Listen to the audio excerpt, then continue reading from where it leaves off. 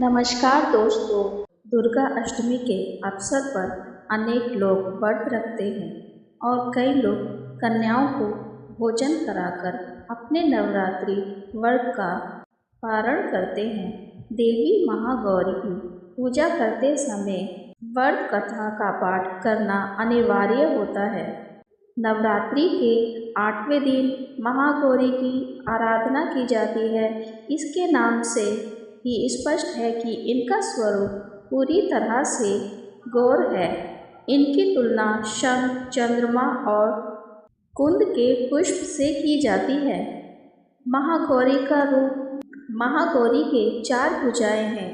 माँ का ऊपरी दायां हाथ अभय मुद्रा में स्थित है, जबकि नीचे वाले हाथ में त्रिशूल है और ऊपर वाले बाएं हाथ में डमरू है और नीचे वाला बायां हाथ वर मुद्रा में है। माँ की मुद्रा अत्यंत शांत है। माँ भगवती शिव को अपने पति रूप में प्राप्त करने के लिए कठोर तपस्या कर रही थी, जिससे परिणाम स्वरूप उनका शरीर तपस्या के कारण काला पड़ गया था। इसके बाद माँ ने अपने काले रंग को गौर वर्ण में परिवर्तित करने के लिए पूर्ण तपस्या की।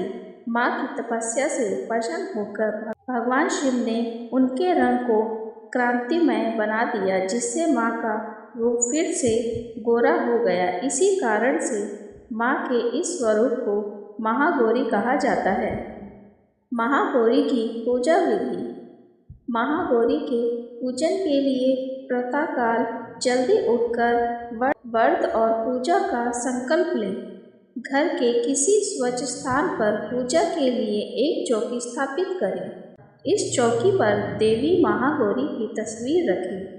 चित्र के समक्ष शुद्ध घी का दीपक प्रज्वलित करें और देवी को कुमकुम से तिलक करें। देवी के चित्र पर फूलों की माला अर्पित करें।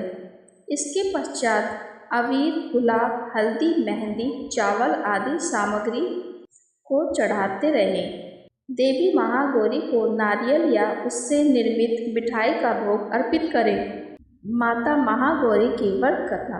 पौराणिक मान्यता के अनुसार महापार्वती ने भगवान शिव को प्राप्त करने के लिए कई हजार वर्षों तक कठोर तपस्या की। इस तप के दौरान उन्होंने जल और अन्न का सेवन नहीं किया, जिसके कारण उनका शरीर काला हो गया। माँ पार्वती की तपस्या से प्रभावित होकर भगवान शिव ने उन्हें अपनी पत्नी के रूप में स्वीकार किया। महादेव ने तपस्या के समय उनके शरीर के काले पड़ने के कारण उन्हें गंगा जल से शुद्ध किया, जिससे परिणाम स्वरूप उनका रंग पूर्ण चमकदार हो गया। गंगा जल के प्रभाव से उनका रंग सफ़ेद हो गया, जिससे उन्हें महागौरी के नाम से जाना जाने लगा। बोलो जय महागौरी की जय।